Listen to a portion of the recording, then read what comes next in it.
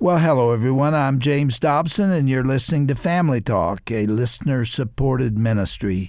In fact, thank you so much for being part of that support for James Dobson Family Institute.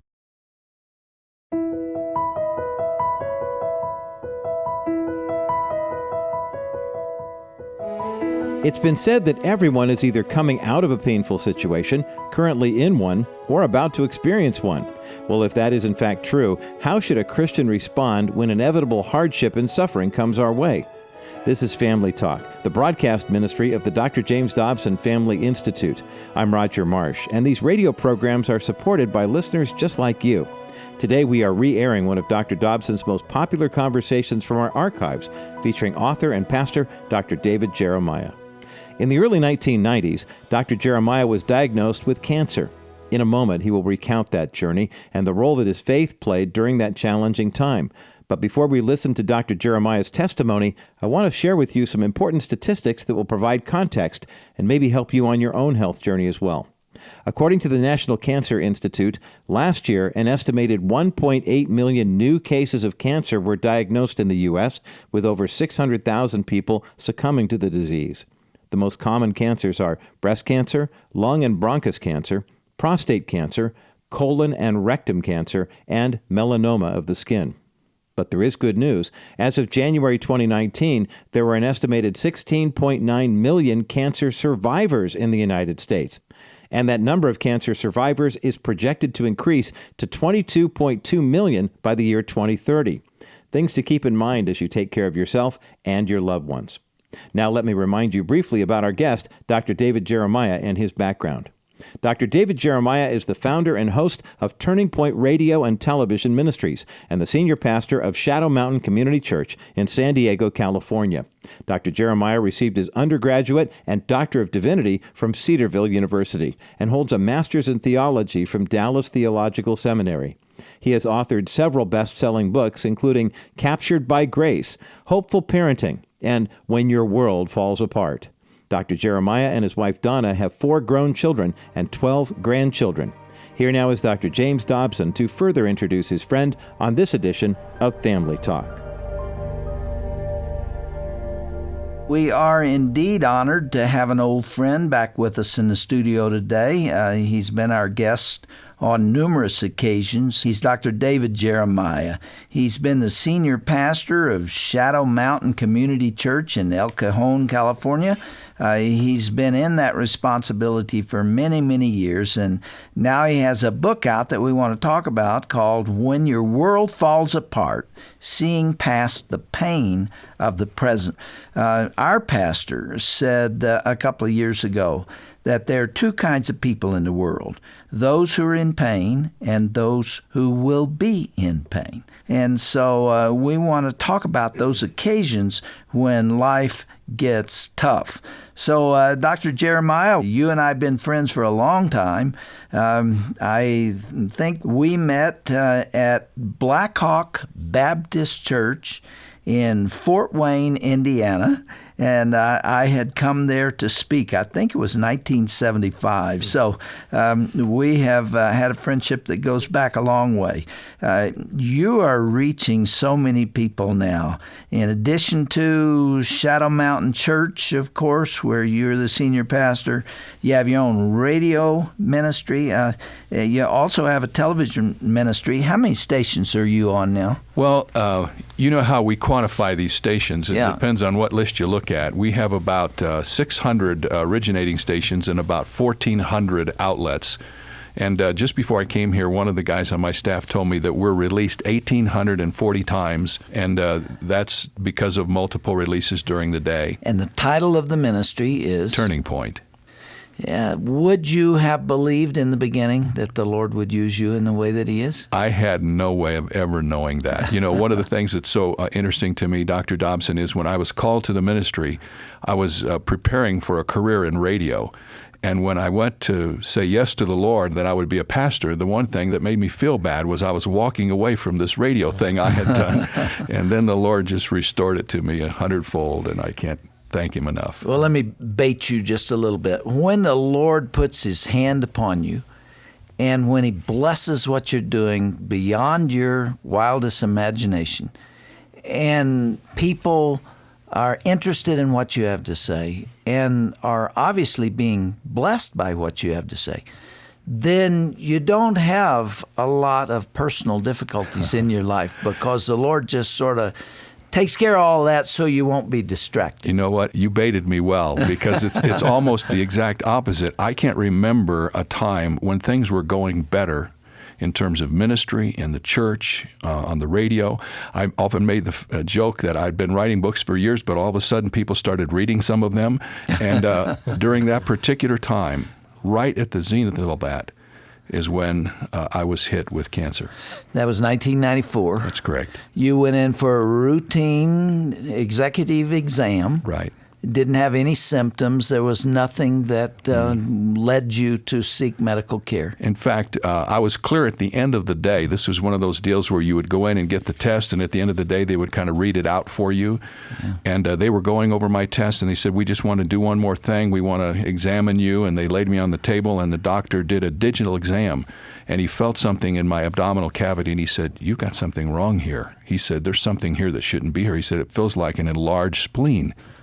So he sent me to the radiology department, and at the time my wife was gone. I was home alone. I had to wait until the next day, and when I called the next day, they told me that I had a mass in the mesentery, which is in that area, and that they assumed it was lymphoma, but they would have to do a biopsy to find out. David, did it scare you to death? You know, I mean, how'd you react to that? I remember a few things about that particular time. I've never in my life had a hard time sleeping. I can sleep anywhere in any situation.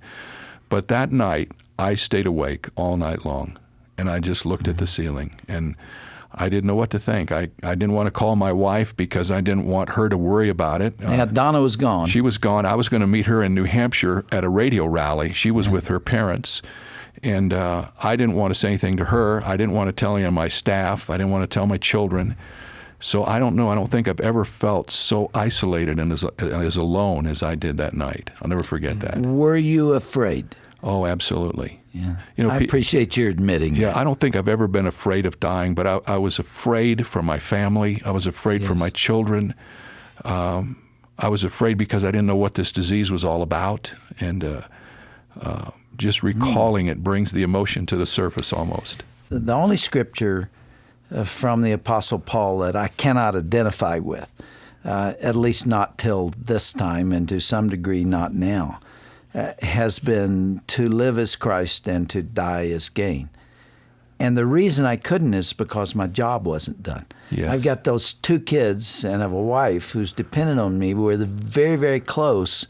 And I couldn't say, it makes no difference, whatever the Lord wants. I mean, of course what He wants is what I want, but I couldn't do it dispassionately because of the responsibility to my family. Exactly. And that's what I was struggling with more than anything else.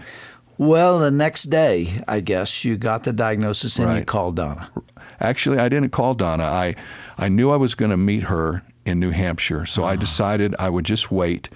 I got to the rally. I got there late. She'd already set up the books, and she was working at the book table. I walked through the lobby, and I just kissed her on the way to the pulpit, and I went that night, and I preached. And we had an incredible service. I'll never forget that night. And when it was over, and we shook hands with people and went back to this hotel, and after we'd gotten in the hotel room and shut the door, I sat on the bed, and I said, "Honey, I got something I got to tell you."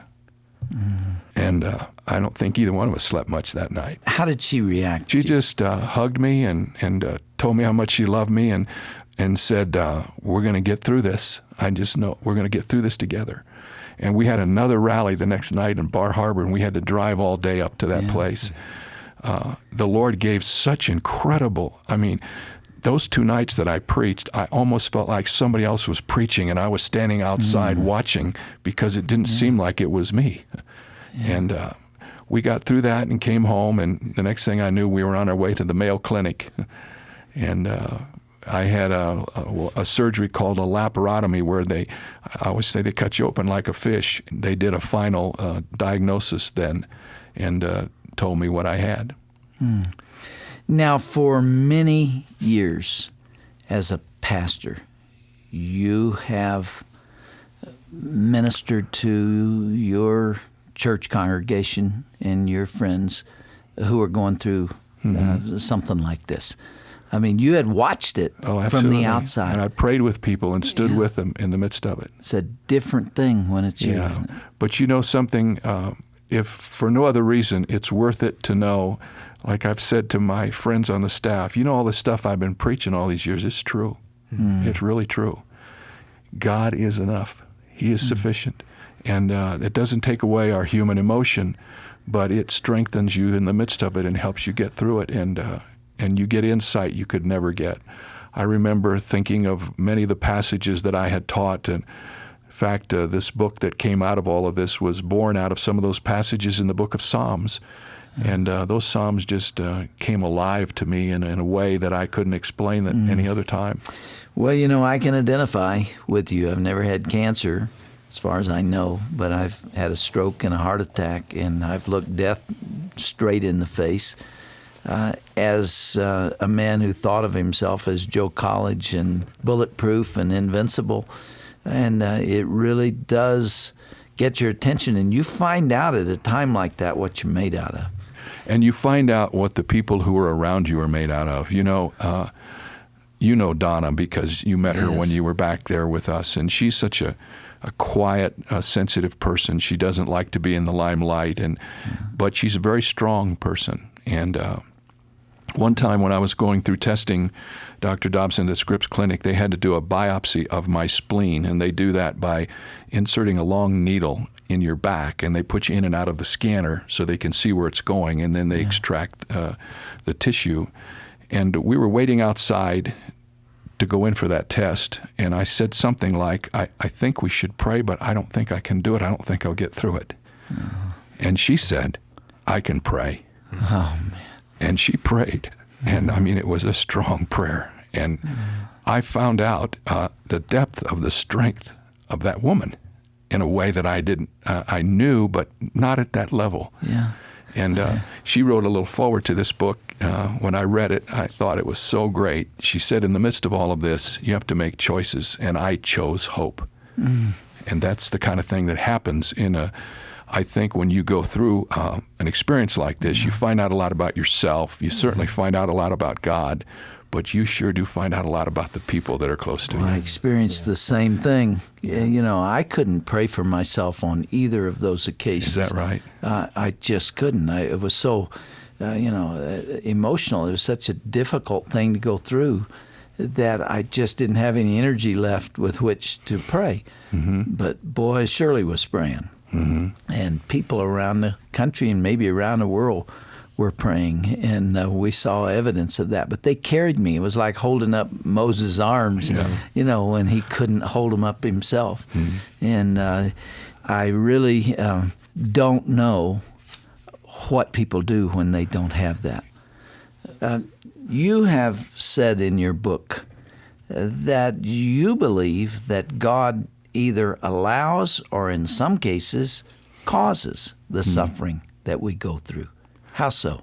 Well, I just think that there are things that we learn through the bends in the road, through the disruptive moments, that we couldn't possibly learn in any other way. I remember writing down in my journal, I don't know where this came from, but storms or problems in life are situations engineered by God to demonstrate our inadequacies so that we will look at His sufficiency as our only alternative. And when you're a type A like I am, Dr. Dobson, and you're a hard driver, hard charger, you almost, like you said a few moments ago, get the impression that, if it's a challenge, that just gets your adrenaline flowing and you can go. But there are some things that happen in life, and cancer is one of them, that you do not have any control over. You're out of control. And it's just either God or there isn't any hope. And you realize then that in reality, that's your situation in life anyway.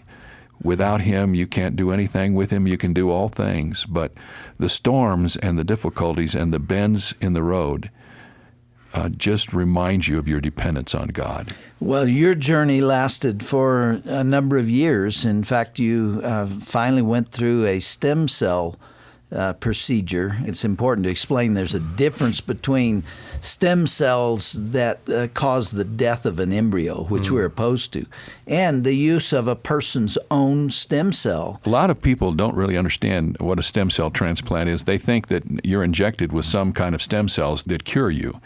And I really wasn't sure what it was either when they started talking about doing this. But during the time I was in remission, after I first had chemotherapy, they did a process called pheresis, where they ran my blood out of my body and through a machine and back in, and they collected the stem cells. In fact, they collected 18 bags of stem cells, and they put them in the freezer. And my oncologist said, just in case we ever need them. Well, when this reoccurrence came, they told me that I was a candidate for stem cell transplant. And what happens is they give you these toxic chemicals that take all of my white count went way down under 200. And if you didn't have stem cells to reinvest in your system, you die. Now, the reason you had to go through this stem cell transplant procedure is that your cancer came back. Exactly. Actually, I had the surgery, and they found out what it was. They told me that my disease was not a surgeon's disease, but a chemist's disease. They sent me back to the Scripps Clinic. I went through the basic chemotherapy regimen, ended up having my spleen removed in the process, and I was declared in remission. And I stayed in remission for 3 years. And then one time when I was going back to see my son play football back in Boone, I was actually staying in Franklin Graham's condo up in Boone, and I had a very difficult experience because one of the B symptoms of this disease are night sweats, and that happened, and I knew something was wrong. And I went and had a couple of more checkups, and I found out that I had evidence of recurrence. They took out the polyp and discovered that it was back. Now, that was in 98. Yeah. Okay. Everybody who ever has this disease always prays that the first shot that you take is going to cure it and take care of you. And, of course, there are no guarantees for any of that. But I remembered how hard it was for me to have to tell my family that now I was going to do this again. And I think the hardest thing for me was I was on my way to this game, and my son Daniel was a quarterback at Appalachian State University, and I had to tell him in the middle of his season what was going on. I don't know why that was so hard for me, because I knew it would be difficult for him to deal with. And I had to tell my other children, and then I had to tell my church, here we go again. But, the same grace that got me through the first time took me through the second time too. Was that the low point?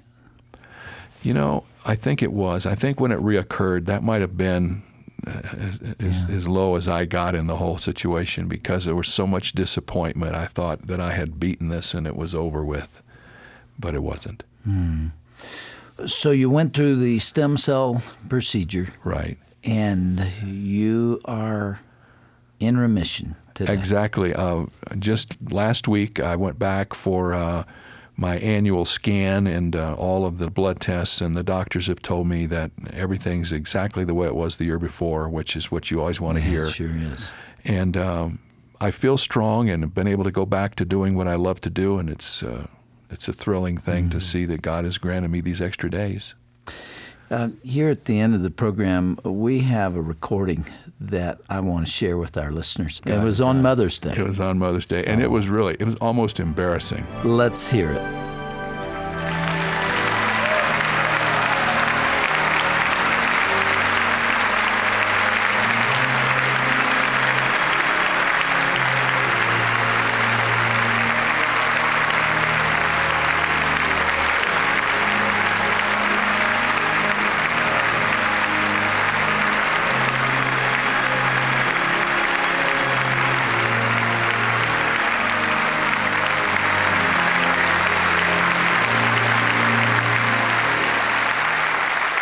You can be seated, if you will, please. Let me just take a moment and first of all, I have to tell you, when I was sick before and had been gone for a number of weeks, I came back and I got a very wonderful welcome like this. I don't think we had the slides on the screen. And the next week, I got a letter from a man who had visited our church that week from Wisconsin. He said, I was just overwhelmed at the way they honor the pastor in your church. He said, do they do that every week? I said, no, you have to go to the hospital. You got to.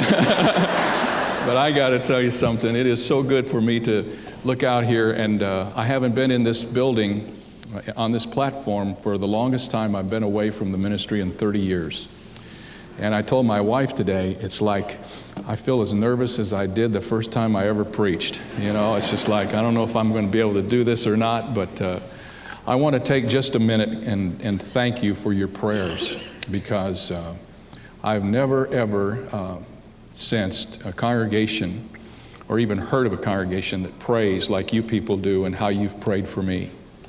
And your cards, I've had so many cards, and some of you have sent me 4 and 5 different cards, and classes have sent me cards, and children have sent me cards, and the choir has just gone out of their way to let me know how much they have prayed for me, and so many of them have called and written, and people brought food, and I've been trying to think, how in the world can I ever thank everybody for what you all have done?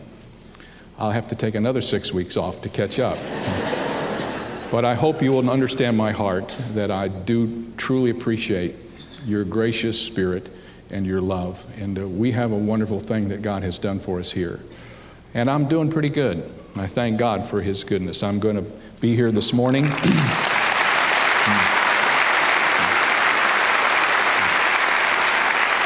Does that bring back memories, Yeah, it sure just does. hearing the Yeah, words? it You sure said you does. hadn't heard that. I've never listened to that clip until today, but I remember now all of the things that happened and how nervous I was that day coming back to the church. Well, you know, someone told me one time, we're either in the midst of a storm, or we're coming out of a storm, or we're about to go into a storm. That seems kind of like almost a negative way to approach life, but it's not negative, it's just real. Storms are a part of life. Our landing on the other side is guaranteed, but stormy seas are a part of getting there. And I think that the best thing we can do is to prepare our hearts. I think the Psalms, one of the reasons I committed so much of this book to the Psalms is because the Psalms deal with the realities. David never, ever tried to look past the difficult things in his life. He cried out to God. He talked about life as it really was. And we do not have in the Christian church today much of a theology of adversity. We have a lot of theologies of prosperity and other things that have surfaced. But adversity is a part of life. And adversity can be a friend or it can be a foe, depending on how we approach it. And I think the Bible has been given to us in a very real way to help us each one prepare for the times that come that are difficult. There's no attempt on the part of the Word of God to make us believe that we're going to sail on smooth seas all the way to the other shore. Yeah. So if we just study the Word of God and understand this is for us, we will then have the information and the strength that we need. And, you know, I tell people when they ask me, well, what will I do when I get there? And all I can say to them is, I don't know, but when you get there, you'll know. God will help you. He comes at the moment of your need. If you're rooted in Him. If you're rooted in the Scripture, if you're rooted in your relationship with Him, He will be there with you and He will be there for you in a way you cannot imagine. Well, we've been talking to Dr. David Jeremiah, who has written a book called When Your World Falls Apart. And there are just a lot of people out there who have had their world fall apart, and some of them fairly recently. And I know that this discussion has been right on target. We're not through talking to you, Dr. Jeremiah. There's so much more to discuss here, and we're going to ask you to be with us again next time, because there are those people out there that are going through times of disillusionment and pain. They can't find answers, and the pieces don't fit. Will you be with us again next time? I'd be happy to.